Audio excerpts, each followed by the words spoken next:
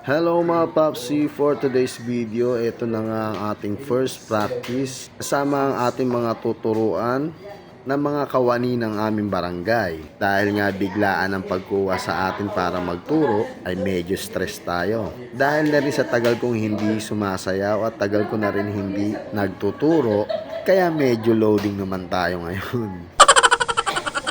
Kaya pagpasensyahan nyo na po sa aking mga manonood dahil hindi naman po tayo professional. Sadyang marunong lang tayo kahit papano at dahil din kahit papano meron tayong experience sa pagsasayaw kung medyo bata-bata pa. Akala mo matanda na talaga no? Dati po talaga kasi ito talaga ang hilig ko. Kaya po ako nagkaroon ng dance group. Elementary pa lang ay gusto ko na magkaroon ng dance group. Dahil pag nanonood ako ng TV at pag napapanood ko ang mga sikat na dance group noong 90s, katulad ng UND at Street Boys. At nung panahon ding yon, may dance group ang tito ko.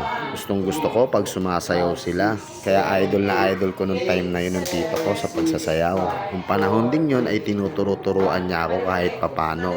Kaso gustuhin ko man na pumasok sa grupo niya, siguro hindi pa panahon para sa akin. Dahil siguro sa tingin ng ibang kagrupo niya ay hindi pa ako para doon o mas may deserve pang iba kesa sa akin. At nung dumating yung time na nalipat kami dito sa Bulacan, second year high school na ako at doon ko na sinimula ng pangarap kong magkaroon ng grupo. Hanggang sa nagkita kami rito ng ilang kong kakilala sa amin sa Malabon. Doon na namin sinimula ng aming mga pangarap na magkaroon ng grupo. Mahirap nung panahon na nagsisimula kami, lalo na sa mga pangangailangan ng grupo tulad ng costume, pamasahe. Kailangan namin pag lumalaban kami ng dance contest. At nung panahon na yon, pasalamat na lang ako dahil sinuportahan ako ng aking mga magulang. Ang kauna-unahan naming costume ay sila ang nag-provide. Hanggang sa dumating ang unang laban namin sa may bandang Malaria. Makikita mo talaga kapag baguhan. Dahil nung panahon na yon ay uso talaga ang pahabaan ng sayaw at paramihan din ang costume. Dahil iisa nga lang ang costume namin at 7 minutes lang ang tinugtog namin o ang music namin, ay talagang hindi na kami nag-expect na may makuha pa kami. At sa dami ring mga naglaban-laban, siguro nasa 40 kaming mga dance group. Talagang inabot ng umaga. At ayun na nga ang unang experience hanggang sa dumating na nadagdagan ng aming mga miyembro at may kumuha na sa aming hahawak o magmamanage. Nakakalimutan ko na nga kung anong unang pangalan namin. At nung may humawak na sa amin, ang naging pangalan namin ay Simplicity. Halos naging 2 grupo kaming lumalaban. At sa susunod na laban namin, kahit papano may nakuha na kami, naging second place kami. Hanggang sa naging solo na ulit kami. Wala na ulit nagmamanage dahil naging busy ang una namin naging manager. Yung pangarap na makapag-Japan nung panahon na yon ay hindi natuloy. Hanggang sa ako na ulit ang nag-manage at ako na rin ang naging choreographer. May mga barkada ako na gustong sumayaw kaya tinagaan ko at nagturo. Hanggang sa isinama ko na sa grupo. Marami rin naging pangalan ng grupo namin hanggang sa mayroon ng isang kumuha sa amin. At ito na nga ang pangalan naming Private Image. Isa ako sa original Private Image Junior na nagbuo dito sa Bulacan. Nagsimula po ang Private Image kay Kuya Bong Olaso at sa aming choreographer na namayapa na si Kuya Jun. Ang senior namin sa Private Image ay nagmula sa Caloocan.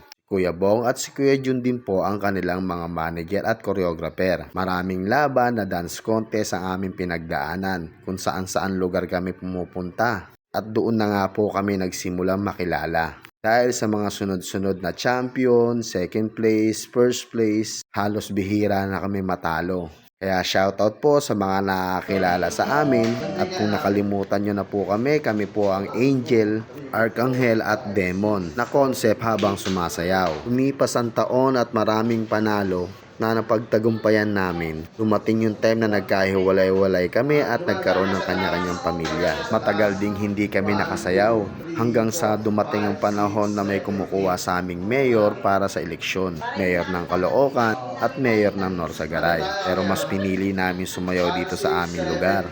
At doon po dumating yung parang reunion namin na nagkasama-sama ulit kami. Loob ng 1 buwan namin pagsasayaw ng eleksyon, panahon din na nagsisimula ang showtime sa ABS-CBN, nangarap kami makasali. Gusto namin ay makatungtong ng ABS-CBN at makapag-perform. Kaya after ng eleksyon, umpisa na namin ang aming pangarap na makasali sa showtime. Umpisa kami nag-audition kasama ng iba't ibang mga grupo. Nung panahon na yon, swerte kami dahil gusto pa kaming isama sa commercial. Sumama kami ng ilang mga take. Pero dahil nga medyo mahihain yung iba kong mga kasama, hanggang sa nag-backout na lang kami.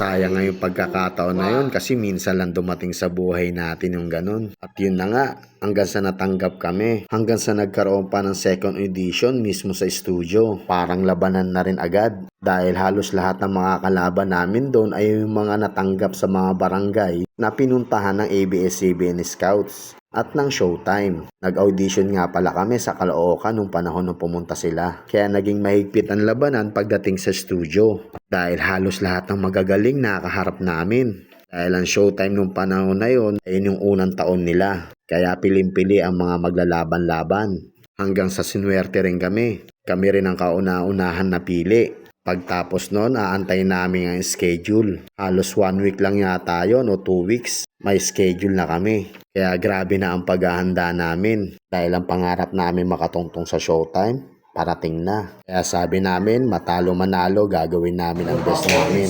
Dahil isa to sa pangarap na gusto namin matupad. Pero syempre, pag pumunta ka sa isang dance contest o sa isang labanan, ay kailangan nasa isip mo manalo, wag sumuko. Kaya sobrang excited na kami makasayaw. Tapos na pala ang aking video. Ikwento ko tuloy ang aking nakaraan. Ibali, ipakikita ko sa inyo isang clips. Rumakit sila bilang mga dancers noong nakaraang eleksyon. Ito ang naging simula ng pagkakabuo ng kanilang grupo. From North Sagaray, Bulacan, Private Image, it's showtime! Magandang umaga, madlang people at mga horado. Kami po ang grupo ng Private Image na nagmula sa NHB North Sagaray, Bulacan. Narito po kami upang ipakita ang aming kakaibang sayaw pagsasadula ng buhay sa langit. This is your show. This is our time to shine. It's showtime!